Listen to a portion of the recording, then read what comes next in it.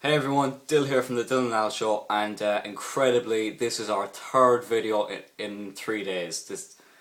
I can't believe how much time I've gotten to upload lately, because I know I'm always saying, oh sorry, I haven't been uploading lately, I haven't really found the time, but this week I really have found the time, and I have to say I'm really enjoying it. So today, we haven't done a gaming video for a while, so that's what I'm going to do today. I know normally Alex does that, but the game I'm going to do a review on today, as you can probably tell from the title, isn't really a game he plays a lot, let's just say. The game I'm reviewing is FIFA 14. FIFA 14, just before I even go into detail about it, there are, to put it into simple terms, FIFA 13 I never said, FIFA 14, sorry. There are things that I love about the game, but there are things that I absolutely can't stand about it. The first thing I'm going to start with is just the gameplay. I think the gameplay this year is probably the best it's ever been. It's not as MGH says, it's not as arcadey as previous games. It has more of a realistic look to it, a more realistic feel. They've put in a few new stadiums like Goodison Park with Everton. I'm actually doing a career mode with Everton now. I'll get on to career mode a little bit later. But I don't really have an issue with the game. The only issue I had at the start, but they've actually released a patch for it, was the heading. The OP heading, if you will. For those of you who don't know what OP means, that means overpowered. I had an issue with that. It was very annoying every time I gave away a corner. I seemed to concede a header, or they at least got a header on target, and it was just very hard to defend. The difficulty I normally play, if I'm in a good, really good mood and really confident mood, I'll play it on world class. But most of the time, normally I just play on professional. Sorry, so I had to rearrange myself there. What was I saying? Oh yeah, the overpower heading. It was very annoying, but like I said, they released a patch for it, and that doesn't seem to be an issue anymore. One problem I've kind of been having, and this isn't like with the overall gameplay, it's like Romelu Lukaku. He's meant to be like one of the strongest players in the game, but I mean, I was playing with Everton yesterday, and I was playing an FA Cup match against Preston, and you know he was getting overpowered by the Preston defenders. I can't even think of the names of Preston defenders, and you know,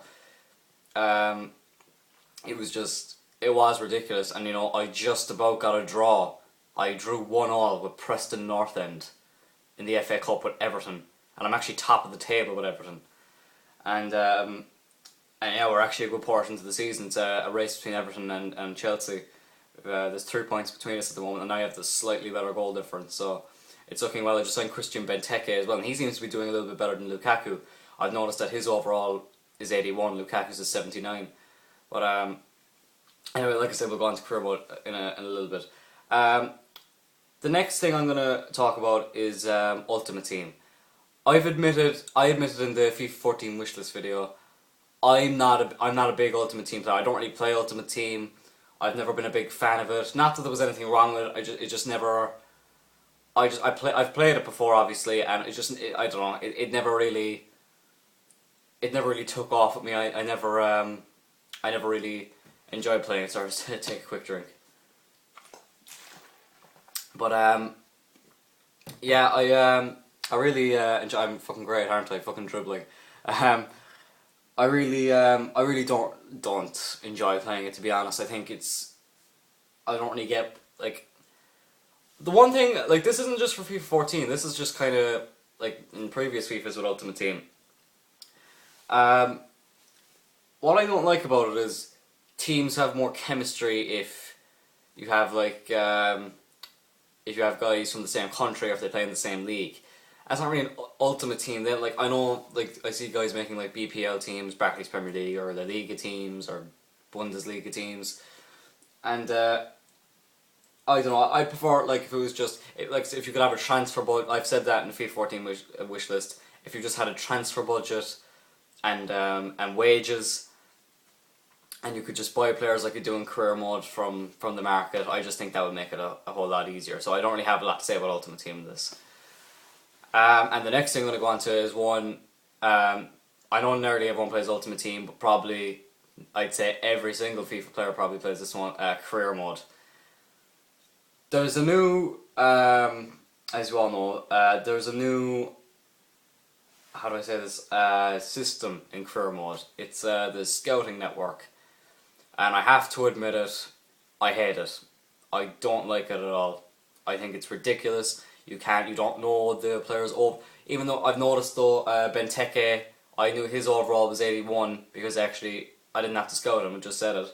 Ronaldo, you don't have to scout Ronaldo. Like, you don't really have to scout those players because they know that we know, that they are the best.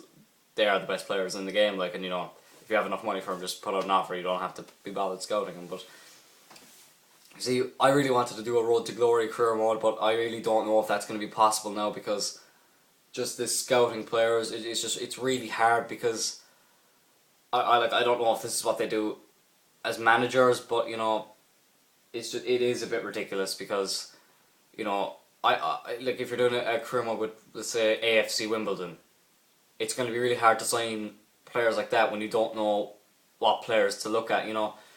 Like it makes, basically what I'm trying to say is it just makes it that a really hard to sign players. Basically, that's what I'm trying to say.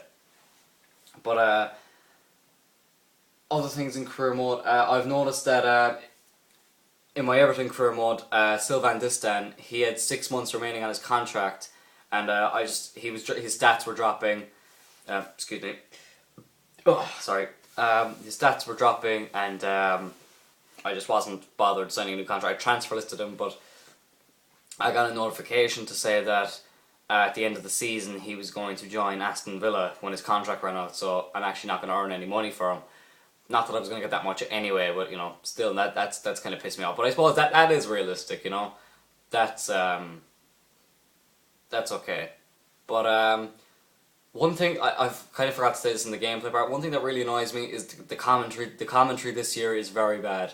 I was expecting it to be better than previous years, but I've been very disappointed so far because like, one guy sent out a tweet, and I actually agree with him, that he found out 3 times in one half that Martin Tyler went to university in Norwich, and that's because he's constantly saying it. Or in career mode, if there's a player retiring, or considering retiring, he'll constantly bring it up, and it gets very annoying. Like Kevin Davis, sorry, he's considering retiring. He's playing for Preston.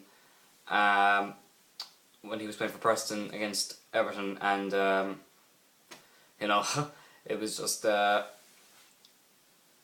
it was very annoying, and same, to test out career mode, I did my first one at Man United just to kind of get the feel of it, and it was the same, just constantly bringing up Ryan Giggs considering retirement, and it's very annoying. But now I'm going to give my my review of FIFA out of 10. I'm going to give FIFA 14 a 7.5 out of 10. I have to say, it's a good game, but I am slightly disappointed. I think the actual gameplay, overall gameplay, I have no problem with it, but I just think career mode has been made a lot harder. The server doesn't seem to be doing any better, and they've had a lot of errors. But look, it's early days, they still have a lot of time to update things, and yeah, that's it basically. So I hope you enjoyed this video. Please like this video, favourite, subscribe to the channel, we subscribe back, and yeah, I'll see you next time.